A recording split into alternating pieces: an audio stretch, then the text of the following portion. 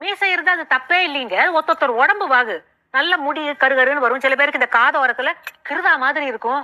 அதெல்லாம் ஒரு அழகு, நம்ம வெட்டுக்கணுமே தவிர அதை போய் குறை சொல்லக்கூடாது. ஆனா அதுக்கும் வைத்தியம் வச்சிருக்கேன். இப்ப இதுல ஒரு சிட்டிகை உப்பு போட்டேன்னா, ஒரு சிட்டிகை கஸ்தூரி மஞ்சள் போட்டாச்சு, ஒரு சிட்டிகை சுக்கு பொடி, அப்புறமா இந்த படிகார பொடி, இதையும் போட்டு இந்த எலுமிச்சம்பழ சாறு இருக்குல்ல 2 சொட்டு ஊத்திட்டு, இது நீங்க மட்டும் அந்த மீசைக்கு தடவினீங்கன்னாக்கா கொஞ்சம் எரியும், பொறுத்துக்கிடணும்.